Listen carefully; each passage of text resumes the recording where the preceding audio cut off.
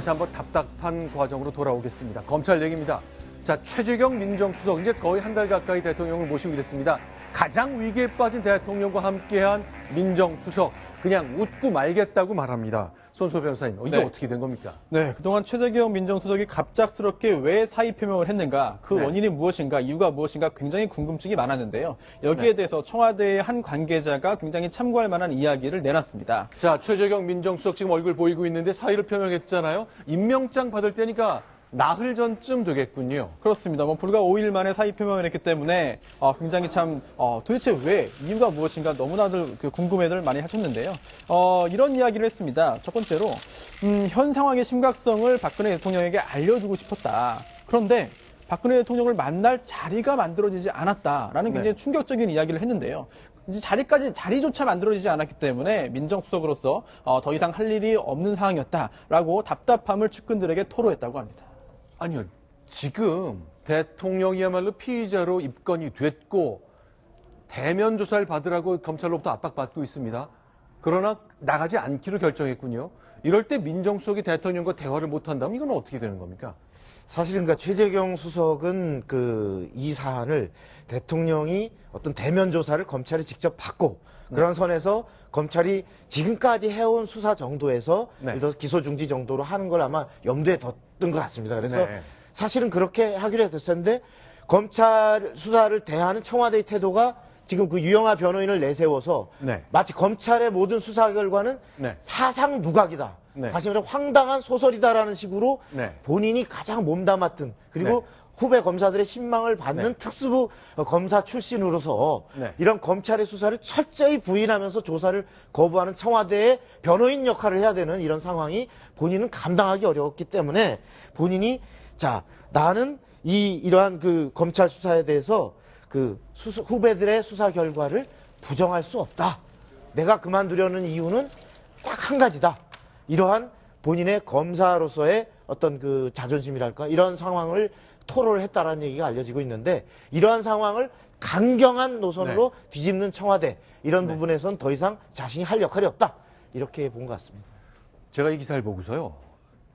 도대체 믿어지지가 않았습니다. 그래서 저희 후배 기자들한테 물어봤거든요. 직접 최재경 민정수석하고 통화해봤느냐, 얘기를 들어봤느냐 물었거든요. 답을 내놨습니까? 네, 그렇습니다. 최재경 수석 같은 경우에 이번 사태와 관해서 그러면 대통령이랑 도대체 의견을 나눴느냐 이렇게 물었을 때 상황에 대해서는 충분히 보고를 드렸다 이렇게 얘기를 했습니다. 그러면 직접 만나서 대면을 해서 그러면 얘기를 했느냐라는 질문에는 소위부답, 그러니까 우습분 답을 하지 않겠다.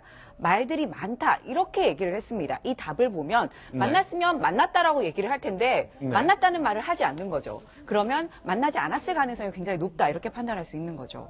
소위부답. 그러니까 결국 인정한 걸로 봐야 되겠군요. 지금 대통령의 인사를 보면은요. 어쨌든 최재경 씨를 민정수석으로 끌고 왔을 때는 데려왔을 때는 인재라고 데려온 거 아닙니까?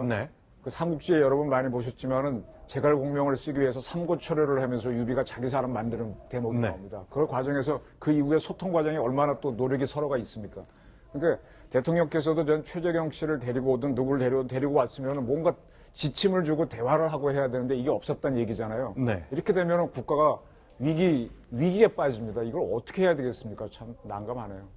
박소영 기자, 오늘 아침에 중앙일보 보니까 칼럼 하나가 쓰였는데 대통령을 만드는 데 조력을 했던 7명의 원로 중에 한 사람 김용환 전 의원, 전 장관이 얘기한 걸 좀 인터뷰한 내용을 실었군요. 네, 그렇습니다. 김용환 전 의원, 그러니까 전 장관 같은 경우에는 바로 박정희 시대의 특급 경제참모였습니다. 이분이 대통령이 당선이 확정되자마자 2012년에 대통령과 독대를 했다고 합니다. 그러면서 2쪽짜리 건의서를 건넸습니다.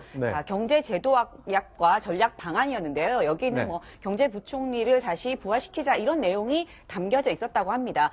그렇게 보고를 하면서 화기애애하게 얘기를 하다가 말미에 아주 핵심적인 얘기를 했는데요. 뭐라고 했냐면 새 정권의 기운에 최태민의 그림자가 드리워져서는 곤란하죠. 이렇게 얘기를 했다고 했습니다. 그러니까 최태민과의 관계를 끊어라라고 얘기를 한 거죠. 그러자 당선자의 표정이 싸늘해졌다. 이렇게 기억을 했습니다.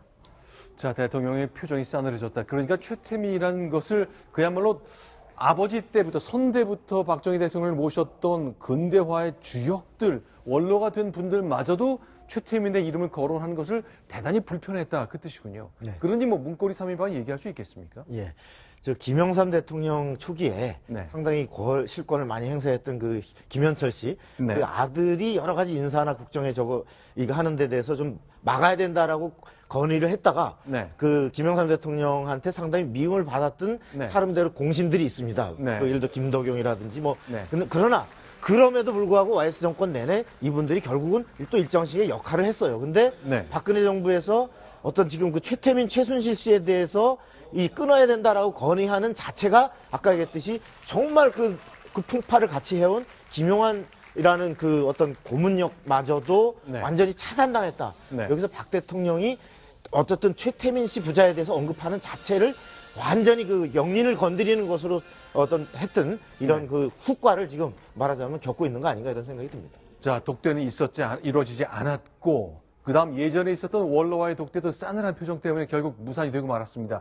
결국 이번 토요일 5번째 촛불 집회 예고되고 있죠. 그렇습니다. 박근혜 정권 퇴진 비상국민 행동에 따르면 이번 토요일에 서울에서만 150만 명 그리고 네. 전국적으로 200만 명이 참가할 것으로 예상을 하고 있는데요. 네. 특히나 중요한 것이 과연 이번에는 청와대에서로부터 어느 정도 거리까지 시위 그리고 행진이 가능할 것인가 여부입니다.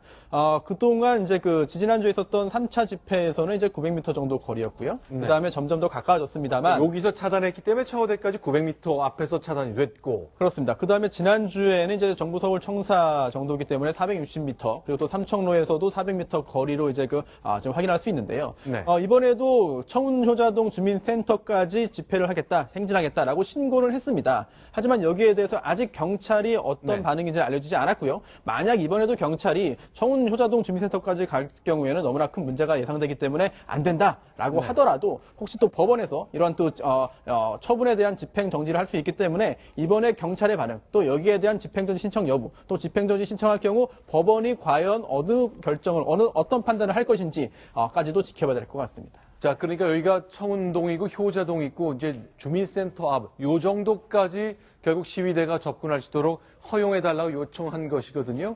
청와대로부터 200m, 그러니까 청와대의 왼쪽 문 시화문으로부터 200m 근처까지 가겠다고 얘기한 겁니다. 150만 명을 예상하는 시위가 예정돼 있다고 말씀을 드리겠습니다. 이번엔 세 번째 소식입니다. 줄여보겠습니다.